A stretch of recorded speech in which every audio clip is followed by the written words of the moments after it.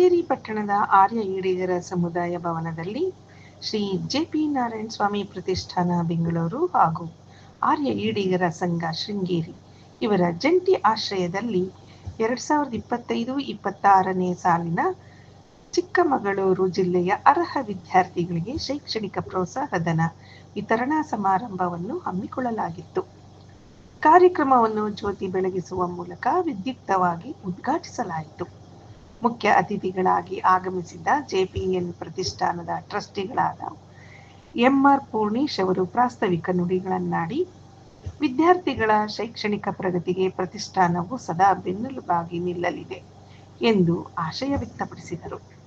ಇದೇ ಸಂದರ್ಭದಲ್ಲಿ ಪ್ರತಿಷ್ಠಾನದ ಕಾರ್ಯದರ್ಶಿ ಕುಸುಮಾ ಅಜಯ್ ಅವರು ಸಂಸ್ಥೆಯ ಸೇವಾ ವರದಿಯನ್ನು ವಾಚಿಸಿ ಪ್ರತಿಷ್ಠಾನವು ಸಮಾಜದ ಹಿತದೃಷ್ಟಿಯಿಂದ ಹಮ್ಮಿಕೊಂಡಿರುವ ವಿವಿಧ ಯೋಜನೆಗಳ ಬಗ್ಗೆ ಮಾಹಿತಿ ನೀಡಿದರು. ಜೆಪಿಎನ್ಪಿ ಕಚೇರಿ ಸಂಯೋಜಕಿಯಾದ ಕುಮಾರಿ ಕಾಶಿಬಾಯಿ ಸಿ ಗುತ್ತೇದಾರ್ ಅವರು ವಿದ್ಯಾರ್ಥಿಗಳಿಗೆ ಪ್ರತಿಜ್ಞಾ ವಿಧಿ ಬೋಧಿಸಿದರು.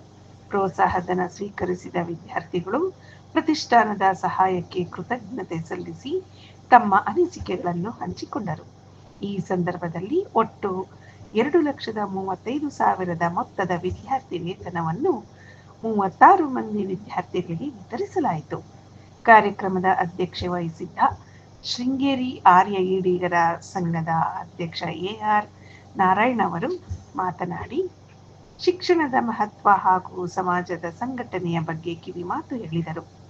ಕಾರ್ಯಕ್ರಮದಲ್ಲಿ ರಾಮಸ್ವಾಮಿ ಹೆಕ್ತೂರು, ಸುಬ್ರಹ್ಮಣ್ಯ ಗುಬ್ಬಗೋಡು, ಶಿವಕುಮಾರ್ ಗದ್ದೆಮನೆ, ಗೋಪಾಲ್ ಟಿ.ಎಸ್.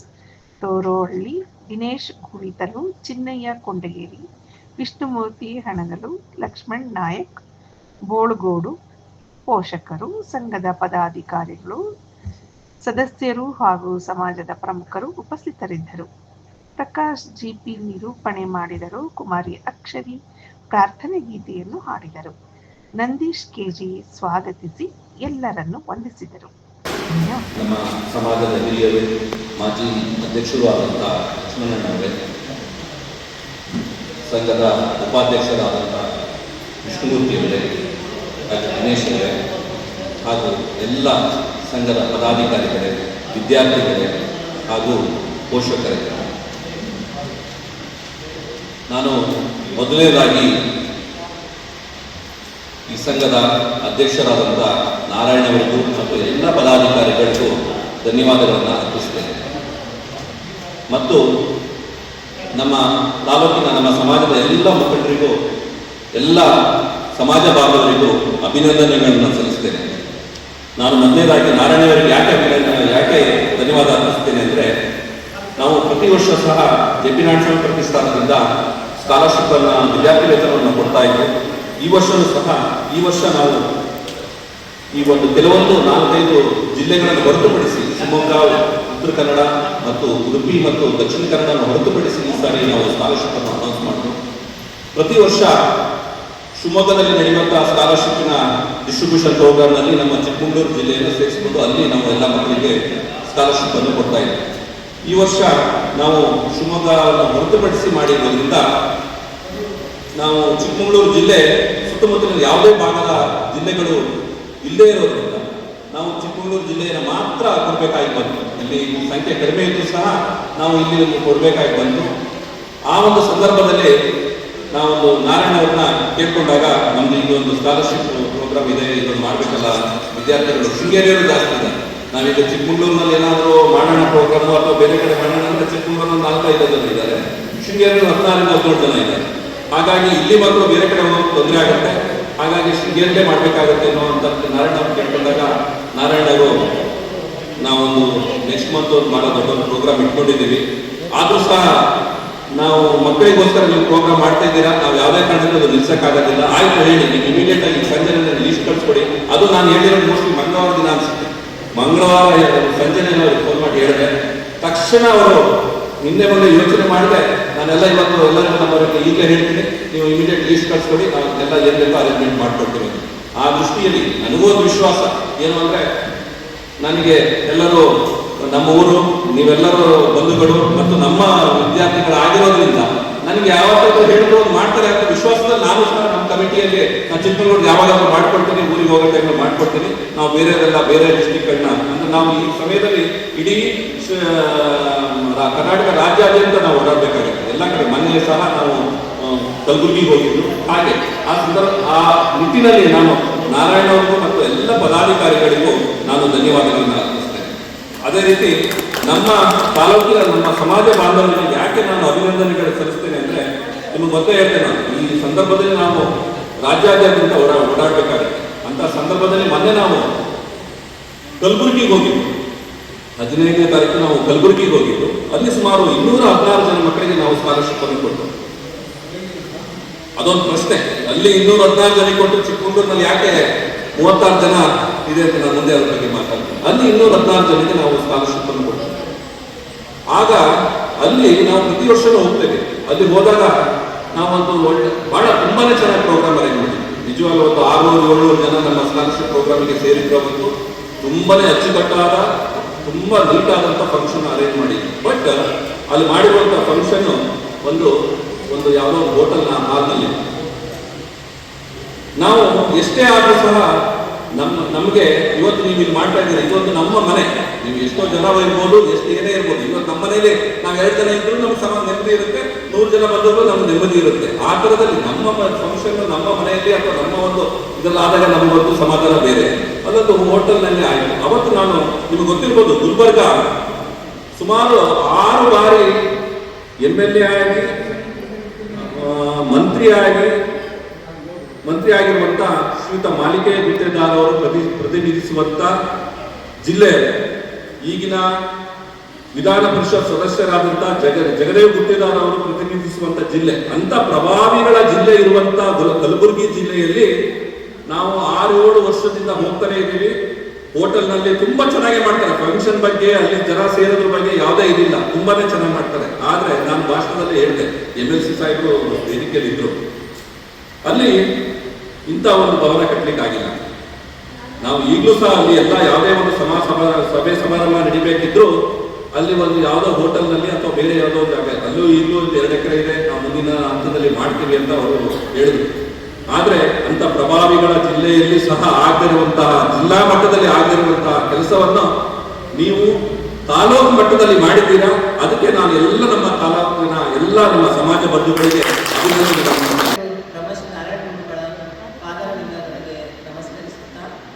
ವೇದಿಕೆ ಮೇಲೆ ಆಸನರಾಗಿರುವ ಎಲ್ಲ ಗಣ್ಯರಿಗೂ ಹಾಗೂ ವೇದಿಕೆ ಮುಂದೆ ಆಸನರಾಗಿರುವ ಎಲ್ಲ ಪೋಷಕರಿಗೂ ಹಾಗೂ ಇಂದಿನ ಮುಖ್ಯ ಗುರಿಯಾಗಿ ನಾವು ಎಲ್ಲರೂ ಸೇರಿಸಿಕೊಳ್ಳುವ ಕಾರಣರಾಗಿರುವ ನಮ್ಮ ನೆಚ್ಚಿನ ವಿದ್ಯಾರ್ಥಿಗಳಿಗೂ ಪ್ರತಿಷ್ಠಾನದಿಂದ ನಾವು ಏನೆಲ್ಲ ಸರ್ವಿಸ್ ಮಾಡಿದ್ದೀವಿ ಅನ್ನೋದನ್ನು ನಾನು ಹೇಳಬೇಕು. JP ನಾರಾಯಣ ಸ್ವಾಮಿ ಅವರ ಸ್ಮರಣಾರ್ಥ 2018-19ರಿಂದ 2025-26ರವರೆಗೆ ಪ್ರತಿಷ್ಠಾನದ ವತಿಯಿಂದ ವಿವಿಧ ಕ್ಷೇತ್ರಗಳಲ್ಲಿ ವ್ಯಾಪಕವಾದ ಸಾಮಾಜಿಕ ಸೇವಾ ಕಾರ್ಯಗಳನ್ನು ಯಶಸ್ವಿಯಾಗಿ ಕೈಗೊಳ್ಳಲಾಗಿದೆ. ಸುಮಾರು ಸರ್ವಿಸನ್ನು ಮಾಡಿದ್ದೇವೆ, ಸಮಾಜ ಸೇವೆಯನ್ನು ಮಾಡಿದ್ದೇವೆ. ಅದರಲ್ಲಿ ಮುಖ್ಯವಾಗಿ ಮೊದಲಿಗೆ ನಾನು ಶೈಕ್ಷಣಿಕವಾಗಿ, ಧಾರ್ಮಿಕವಾಗಿ ಹಾಗೂ ಸಮುದಾಯದಲ್ಲಿ ಅಭಿವೃದ್ಧಿ ಹೊಂದೋದಕ್ಕೆ ಏನೆಲ್ಲ ಕಾರ್ಯಕ್ರಮಗಳನ್ನ ನಾವು ಹಮ್ಮಿಕೊಂಡಿದ್ದೇವೆ ಅಂತ ಹೇಳ್ತೀನಿ. ಸೋಲೂರಿನಲ್ಲಿ ಕರ್ನಾಟಕ ಪ್ರದೇಶ ಆರ್ಯ ಎಳಿಗರ ಸಂಘದವರು ನಿರ್ಮಿಸಿರುವ ಸಮುದಾಯ ಭವನಕ್ಕಾಗಿ 94 ಲಕ್ಷ ರೂಪಾಯಿಗಳ ದಿವ್ಯಾಂಗಚೇತನ ಮಕ್ಕಳ ವಸತಿಯುತ ವಿಶೇಷ ಶಾಲೆಯ ಮಕ್ಕಳ ವಾರ್ಷಿಕ ಆಹಾರ ವೆಚ್ಚ ಹಾಗೂ ಸಮವಸ್ತ್ರಕ್ಕಾಗಿ 64,50,862 ರೂಪಾಯಿಗಳು. ಸದ್ಧರ್ಮ ಚಾರಿಟಬಲ್ ಟ್ರಸ್ಟ್ ಶ್ರೀ ಅರುಣಾನಂದ ಸ್ವಾಮೀಜಿಯವರ ನೇತೃತ್ವದಲ್ಲಿ ನಿಪ್ಪಾಣಿ ತಾಲೂಕಿನ ರಾಸಾಯಿ ಸೆಂದೂರು ಗ್ರಾಮದಲ್ಲಿ ನಿರ್ಮಿಸುತ್ತಿರುವ ಶಾಲಾ ಕಟ್ಟಡ ಮತ್ತು ಕುಡಿಯುವ ನೀರಿನ ಯೋಜನೆಗಾಗಿ 30 ಲಕ್ಷ ರೂಪಾಯಿಗಳು. ಸೋಲೂರಿನ ಶ್ರೀ ರೇಣುಕಾ ಯಲ್ಲಮ್ಮ ದೇವಿ ದೇವಸ್ಥಾನದ ಅಭಿವೃದ್ಧಿ ಕಾರ್ಯಕ್ಕಾಗಿ 25 ಲಕ್ಷ ರೂಪಾಯಿಗಳು. ಚನ್ನರಾಯಪಟ್ಟಣದ ತಿರುಮಲ ಎಜುಕೇಷನ್ ಸೊಸೈಟಿ ನಡೆಸುತ್ತಿರುವ ಶಾಲೆಯ ಅಭಿವೃದ್ಧಿಗಾಗಿ 25 ಲಕ್ಷ ರೂಪಾಯಿಗಳು. ದಾವಣಗೆರೆ ಜಿಲ್ಲೆ ಆರ್ಯ ಎಳಿಗ ಸಂಘದವರು ನಿರ್ಮಿಸಿರುವ ವಿದ್ಯಾರ್ಥಿ ನಿಲಯಕ್ಕಾಗಿ 20 ಲಕ್ಷ. ಮಧುಗಿರಿಯ ವಿದ್ಯಾರ್ಥಿ ನಿಲಯಕ್ಕಾಗಿ 20 ಲಕ್ಷ. ಮೈಸೂರು ಚಾಮರಾಜನಗರ ವಿದ್ಯಾರ್ಥಿ ನಿಲಯಕ್ಕಾಗಿ 20 ಲಕ್ಷ. ಧಾರವಾಡದ ವಿದ್ಯಾರ್ಥಿ ನಿಲಯಕ್ಕಾಗಿ 20 ಲಕ್ಷ. ತುಮಕೂರು ಜಿಲ್ಲೆ ಪಾವಗಡ ತಾಲೂಕು ಆರ್ಯ ಎಳಿಗ ಸಂಘದ ವತಿ ನಿರ್ಮಿಸುವ ಸಮುದಾಯ ಭವನಕ್ಕಾಗಿ 15 ಲಕ್ಷ. ತೀರ್ಥಹಳ್ಳಿ ತಾಲೂಕು ಆರ್ಯ ಎಳಿಗರ ಸಂಘದ ನಿರ್ಮಿಸುವ ವಿದ್ಯಾರ್ಥಿ ನಿಲಯಕ್ಕಾಗಿ 13 ಲಕ್ಷ ಲಕ್ಷದ 2,828 ರೂಪಾಯಿಗಳು. ಅಕ್ಷಯ ಪಾತ್ರ ಫೌಂಡೇಶನ್ ಶಾಲಾ ಮಕ್ಕಳಿಗೆ ಮಧ್ಯಾಹ್ನದ ಭೋಜನ ವಿತರಿಸುವ ವಾಹನ ಖರೀದಿಗಾಗಿ 10,78,934 ರೂಪಾಯಿಗಳು. ಬೆಂಗಳೂರು ವೈಯಾಲಿಕಾವಲ್ನ ಶ್ರೀ ಅಭಯ ಆಂಜನೇಯ ಸ್ವಾಮಿ ಚಾರಿಟಬಲ್ ಟ್ರಸ್ಟ್ಗೆ 10 ಲಕ್ಷ ರೂಪಾಯಿಗಳು. ಶಿವಮೊಗ್ಗ ಜಿಲ್ಲಾ ಆರ್ಯ ಹಿರಿಯರ ಸಂಘದವರು ನಿರ್ಮಿಸಿರುವ ಸಮುದಾಯ ಭವನಕ್ಕಾಗಿ 10 ಲಕ್ಷ ರೂಪಾಯಿಗಳು. ವಿಜಯನಗರ ಜಿಲ್ಲಾ ಹರಪನಹಳ್ಳಿ ತಾಲೂಕಿನ ಸಮುದಾಯ ಭವನ ಹಾಗೂ ವಿದ್ಯಾರ್ಥಿ ನಿಲಯಕ್ಕಾಗಿ 10 ಲಕ್ಷ. ಗುಬ್ಬಿ ತಾಲೂಕು ಜವರಗೌಡಪಾಳ್ಯದ ಸರ್ಕಾರಿ ಹಿರಿಯ ಪ್ರಾಥಮಿಕ ಶಾಲೆಯ ಅಡುಗೆ ಮನೆ ಮತ್ತು ಗ್ರಂಥಾಲಯ ಕಟ್ಟಡಕ್ಕಾಗಿ 14,33,000 ರೂಪಾಯಿಗಳು. ಹಾಸನದ ಸರ್ಕಾರಿ ಬಾಲಕಿಯರ ಪ್ರವೇಶ ಪೂರ್ವ ಕಾಲೇಜು ಪೀಠೋಪಕರಣಗಳ ಖರೀದಿಗೆ 6,99,150 ರೂಪಾಯಿಗಳು. ಕುಣಿಗಲ್ ತಾಲೂಕಿನ ಶೆಟ್ಟಿಗೆಹಳ್ಳಿ ಶ್ರೀ ಶಿವಶಂಕರ ವಿದ್ಯಾಸಂಸ್ಥೆಯ ಪ್ರೌಢಶಾಲೆಯ ಕಂಪ್ಯೂಟರ್ ರೂಮ್ಗೆ ಪೇಂಟಿಂಗ್ ಮತ್ತು ಎಲೆಕ್ಟ್ರಿಕಲ್ ಕೆಲಸಕ್ಕಾಗಿ 1,86,066 ರೂಪಾಯಿಗಳು. ಮಡಿಕೇರಿ ಎಸ್ಪಿ ಕಚೇರಿ ತಡೆಗೋಡೆ ನಿರ್ಮಾಣಕ್ಕಾಗಿ 1,77,022 ರೂಪಾಯಿಗಳು. ಚಾಮರಾಜನಗರ ಸರ್ಕಾರಿ ಶಾಲೆ ಪೀಠೋಪಕರಣಗಳ ಖರೀದಿಗಾಗಿ 41,000. ಹಾಸನ ಜಿಲ್ಲೆಯ ಆರ್ಯಐಡಿಗ ಸಂಘದ ಶ್ರೀ ರೇಣುಕಾಂಬ ಶಾಲೆಗೆ ಕಟ್ಟಡ ನಿರ್ಮಾಣಕ್ಕಾಗಿ ಪ್ರತಿಷ್ಠಾನದ ವತಿಯಿಂದ 19 ಲಕ್ಷ ಧನ ಸಹಾಯ ನೀಡಲಾಗಿದೆ. ಬೆಂಗಳೂರಿನ ವೈಯಾಲಿಕಾವಲ್ನ ಶ್ರೀ ಅಭಯಾಂಜನೇಯ ಚಾರಿಟಬಲ್ ಟ್ರಸ್ಟ್ಗೆ 5 ಲಕ್ಷ ರೂಪಾಯಿಗಳು. ಹಾಸನ ಅರಸೀಕೆರೆ ಸರ್ಕಾರಿ ಇಂಜಿನಿಯರಿಂಗ್ ಕಾಲೇಜಿಗೆ ವಿದ್ಯಾರ್ಥಿಗಳ ಶೈಕ್ಷಣಿಕ ಅಗತ್ಯಗಳಿಗೆ 10 ಹೊಸ ಕಂಪ್ಯೂಟರ್ಗಳು, ಅದರ ಖರೀದಿಗಾಗಿ 4,74,950 ರೂಪಾಯಿಗಳನ್ನು ಕೊಡಲಾಗಿದೆ. ಹಾಗೆ ಬೆಂಗಳೂರಿನ ಕುಮಾರಪಾಕದಲ್ಲಿರುವ ಮಾತೃಶ್ರೀ ಮನೋವಿಕಾಸ ಕೇಂದ್ರದ ದಿವ್ಯಾಂಗ ಮಕ್ಕಳ ಸಮವಸ್ತ್ರ ಹಾಗೂ ಅಡುಗೆಗಾಗಿ 11,80,000 ಧನ ಸಹಾಯ ಈ ವರ್ಷ ನಮ್ಮ JP ನಾರಾಯಣಸ್ವಾಮಿ ಅವರ ಜಯಂತಿ ದಿನ ಕೊಡಲಾಗಿದೆ. ಉತ್ತರ ಕನ್ನಡ ಜಿಲ್ಲೆಯ ಸಿದ್ದಾಪುರ ತಾಲೂಕಿನ ಪುನೀತ್ ರಾಜ್ಕುಮಾರ್ ಆಶ್ರಯದ ಅನಾಥಾಶ್ರಮಕ್ಕೆ 1,80,000 ಮೊತ್ತದ 1 ತಿಂಗಳ ಅಗತ್ಯ ದಿನಸಿ ಸಾಮಗ್ರಿಗಳನ್ನು ಖರೀದಿಸಿರುವುದಾಯಿತು. ಹಿರಿಯರ ಶಿಕ್ಷಣಕ್ಕೆ ಸಂಬಂಧಪಟ್ಟಿರುವುದು ಹಾಗೆ ಸಮುದಾಯ ಭವನಗಳಿಗಾದರೆ ಮಾನವೀಯ ಮತ್ತು ಸಾಮಾಜಿಕ ಸಹಾಯಗಳನ್ನು ಮಾಡಲಾಗಿದೆ. ಅದರಲ್ಲಿ ಮಾರಣಾಂತಿಕ ಕಾಯಿಲೆಯಿಂದ ಬಳಲುತ್ತಿದ್ದ ಬಡವರಿಗೆ ಚಿಕಿತ್ಸೆಗಾಗಿ 39,42,350 ರೂಪಾಯಿಗಳನ್ನ ಕೊಡಲಾಗಿದೆ. ವೃದ್ಧಾಪ್ಯ ವೇತನಕ್ಕಾಗಿ 36,35,500 ರೂಪಾಯಿ. ಇದರಲ್ಲಿ ಈ ವೃದ್ಧಾಪ್ಯ ವೇತನದಲ್ಲಿ ಒಬ್ಬ ಮುದುಕಿ ಇದ್ದರು, ಅವರು ಒಬ್ಬರಜ್ಜಿ ಮಂಡ್ಯದಲ್ಲಿದ್ದಾರೆ. ಈಗಲೂ ಕೂಡ ಕಡ್ಡಾಯ ಮಾಡಿಕೊಂಡು ಜೀವನ ಸಾಗಿಸ್ತಾರೆ. ಆ ಅಜ್ಜಿಗೆ JP ನಾರಾಯಣಸ್ವಾಮಿ ಅವರು ಶುರು ಮಾಡಿದ್ರು. ಅದನ್ನು ಈಗಲೂ ಕೂಡ ಅವರು ಕೊಡ್ತಾ ಇದ್ದೀವಿ. ಆ ಅಜ್ಜಿನೂ ಕೂಡ ಅಷ್ಟು ವಯಸ್ಸಾದರೂ ಕೂಡ ಏನೋ ಒಂದು ದುಡ್ಡು ಯಾರೋ ಒಬ್ಬರು ಕೊಡ್ತಾರೆ ಅಂತ ಕುತ್ಕೊಳ್ಳೋದಿಲ್ಲ. ಒಂದು ಥಿಯೇಟರ್ ಮುಂದೆ ಕುತ್ಕೊಂಡು ಕಡ್ಡಾಯ ಮಾಡ್ಕೊಂಡು ಕಾಲ ಕಟ್ತಾ ಇದ್ದಾರೆ. ಆ ಅಜ್ಜಿಗೆ ಈಗಲೂ ಕೂಡ ಪ್ರತಿ ತಿಂಗಳು ಅವ್ರಿಗೆ ವೃದ್ಧಾಪ್ಯ ವೇತನ ಹೋಗ್ತಾ ಇದೆ. ಕೋವಿಡ್ನಲ್ಲಿ ಆಹಾರ ಕಿಟ್ಗಾಗಿ 6,43,27,000. ಹಾಗೆ ಆ ಅವಧಿಯಲ್ಲಿ ಶಿಕ್ಷಕರ ಪುನರ್ವಸತಿಗೋಸ್ಕರ ಅವರ ಔಷಧಿಗಾಗಿ 1,05,000. ಅಂಗವಿಕಲರ ಧನ ಸಹಾಯಕ್ಕಾಗಿ 22,000. ಕಲ್ಪನಾ ಗಜಾನಾಯಕ ಬೇಡ್ಗಡಿ ಗ್ರಾಮ ಸಿದ್ದಾಪುರ ತಾಲೂಕು ಇವರ ಚಿಕಿತ್ಸೆಗಾಗಿ 10,000. ಶ್ರೇಯಸ್ ಪ್ರಕಾಶ್ ಶ್ರೇಯರ್ ಹಾವೇರಿ ವಿದ್ಯುತ್ತನ್ನು ತಗುಲಿ ಗಾಯಗೊಂಡಿದ್ದಕ್ಕಾಗಿ ಚಿಕಿತ್ಸೆಗಾಗಿ 25,000. ಅಸ್ವ ಅರಸೀಕೆರೆ ಹಾಸನ ಜಿಲ್ಲೆ ವೈದ್ಯಕೀಯ ಚಿಕಿತ್ಸೆಗೆ 25,000. ಪ್ರವೀಣಾ ವೈದ್ಯಕೀಯ ಚಿಕಿತ್ಸೆಗೆ 3,000. ಹೇಮಾವತಿ ದಾವಣಗೆರೆ ಕ್ಯಾನ್ಸರ್ ಚಿಕಿತ್ಸೆಗೆ 25,000. ಪಾತರೆಡ್ಡಿ ಅಪೇಕ್ಷಾ ಆಸ್ಪತ್ರೆ ಸಿದ್ದಾಪುರ ಬೆಂಗಳೂರು ತೀವ್ರ ವೈದ್ಯಕೀಯ ಚಿಕಿತ್ಸೆಗೆ 1 ಲಕ್ಷ ರೂಪಾಯಿಗಳನ್ನು ನೀಡಲಾಗಿದೆ. ಮೈಸೂರು ಚಾಮರಾಜನಗರ ವಿಭಾಗೀಯ ಸಂಚಾಲಕರು ಹೇಳಿದ ಪಟಾಕಿ ಸಿಡಿದು ಕಣ್ಣಿಗೆ ಹಾನಿಗೊಂಡ ಬಾಲಕ ಕೀರ್ತನ ವೈದ್ಯಕೀಯ ಚಿಕಿತ್ಸೆಗೆ 40,000. ಮಂಡ್ಯ ವೃದ್ಧ ಅಜ್ಜಿಗೆ 15,000. ಹಾಗೆ ಕುಡಿಯುವ ನೀರಿನ ಯೋಜನೆಗಳು ಕೂಡ ಮಾಡ್ಕೊಂಡಿದ್ದೀವಿ. ಸುಮಾರು ಕಡೆ ಕುಡಿಯುವ ನೀರು ತುಂಬ ಅಗತ್ಯ ಇದೆ. ಈಗಲೂ ಕೂಡ ನೀವು ನೋಡ್ಕೊಂಡು ಬಂದಿರ್ಬೋದು, ಎಲ್ಲಿ ಕುಡಿಯೋ ನೀರು ಚೆನ್ನಾಗಿ ಸಿಗುತ್ತೆ ಕುಡಿಯೋದಾಗಿ. ಹಾಗೆ ಕುಡಿಯೋ ನೀರಿಗೋಸ್ಕರ ಒಂದಷ್ಟು ವ್ಯವಸ್ಥೆಯನ್ನು ಮಾಡಿಕೊಡಲಾಗಿದೆ. ಅದರಲ್ಲಿ ಕುಣಿಗಲ್ ತಾಲೂಕಿನ ಯಗಡತಿಹಳ್ಳಿ ಕುಡಿಯುವ ನೀರಿನ ಘಟಕಕ್ಕಾಗಿ ಹಾಗೂ ಅದರ ಕೊಠಡಿ ನಿರ್ಮಾಣಕ್ಕಾಗಿ 14,17,957. ಬೆಂಗಳೂರು ಮಹಾಲಕ್ಷ್ಮೀಪುರಂ ವಿಧಾನಸಭಾ ಕ್ಷೇತ್ರದ ವಿವಿಧ ವರ್ಗಗಳಿಗೆ 16 ಕುಡಿಯುವ ನೀರಿನ ಘಟಕಗಳಿಗಾಗಿ 11,52,000.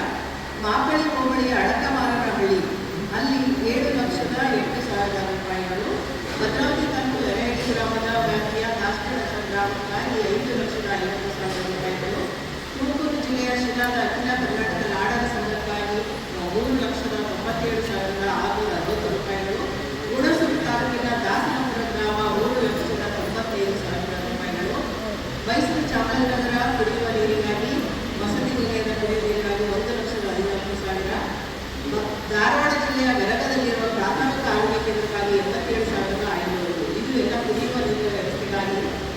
ಖರ್ಚು ಮಾಡಿದ ವಿಷಯ. ಹಾಗೆ ನೀವೆಲ್ಲರೂ ಈಗ ವಿದ್ಯಾರ್ಥಿ ವೇತನ ಪಡ್ಕೊಳ್ತಾ ಇದ್ದಾರಲ್ವ, ಈ ವಿದ್ಯಾರ್ಥಿ ವೇತನಕ್ಕೆ ನಾವು ಪ್ರತಿ ವರ್ಷ ಎಷ್ಟು ಹಣವನ್ನು ವಿನಿಯೋಗಿಸಿದ್ವಿ ಅನ್ನೋದನ್ನ ಸ್ವಲ್ಪ ತಿಳ್ಕೊಳ್ಳಿ.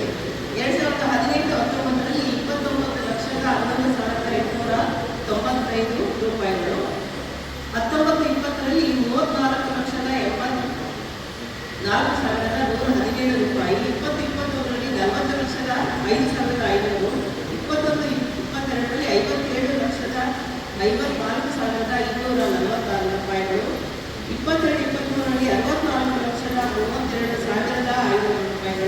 23-24ರಲ್ಲಿ 64,19,589 ರೂಪಾಯಿಗಳು, 24-25 ಲಾಸ್ಟ್ ಇಯರು 19,57,870 ರೂಪಾಯಿಗಳು.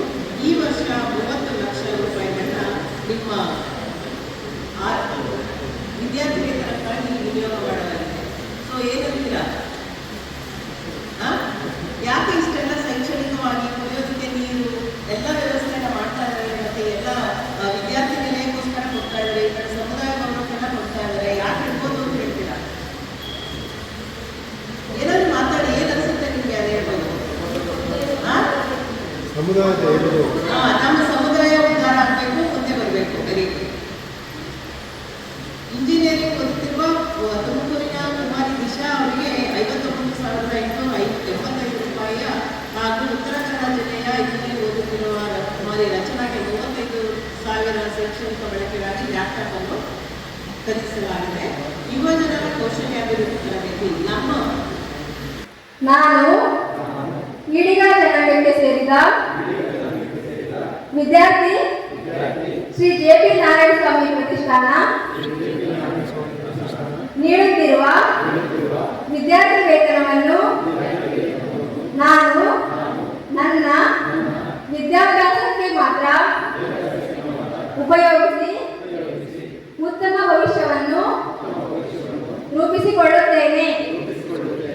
ನನ್ನ ವಿದ್ಯಾರ್ಥಿ ಜೀವನದ ಎಲ್ಲ ಕರ್ತವ್ಯಗಳನ್ನು ಅರಿತು ನನ್ನ ಕುಟುಂಬ ಮತ್ತು ಈ ಸಮಾಜಕ್ಕೆ ಉತ್ತಮ ಗುಣ ಮತ್ತು ವ್ಯಕ್ತಿತ್ವವುಳ್ಳ ಪ್ರಜೆಯಾಗಿ ಬೆಳೆಯುತ್ತೇನೆ. ನಮ್ಮ ಸಮುದಾಯದ ಎಲ್ಲ ಸೇವಾ ಕಾರ್ಯಗಳಲ್ಲಿ ಸಕ್ರಿಯವಾಗಿ ಪಾಲ್ಗೊಳ್ಳುತ್ತೇನೆ. ನನ್ನ ಸುತ್ತಮುತ್ತಲಿನ ಪರಿಸರ ಸ್ನೇಹಿ ಕಾರ್ಯಕ್ರಮಗಳಲ್ಲಿ ನನ್ನನ್ನು ನಾನು ತೊಡಗಿಸಿಕೊಳ್ಳುತ್ತೇನೆ. ನಾನು ಈಡಿಗ ಮತ್ತು 26 ಪಂಗಡಗಳಿಗೆ ಸೇರಿದ ಎಲ್ಲ ಜನಾಂಗದ ಬಂಧುಗಳೊಂದಿಗೆ ಪಂಗಡ ಭೇದವಿಲ್ಲದೆ ಒಟ್ಟಾಗಿ ಇರುತ್ತೇನೆ. ನನ್ನ ಸಹ ವಿದ್ಯಾರ್ಥಿಗಳಿಗೆ ಅಥವಾ ಹಿರಿಯರಿಗೆ ಜ್ಞಾನವನ್ನು ಹಂಚಿಕೊಳ್ಳುವುದರ ಜೊತೆಗೆ ಕಲಿಕೆಯಲ್ಲಿ ಪ್ರೋತ್ಸಾಹಿಸುತ್ತೇನೆ.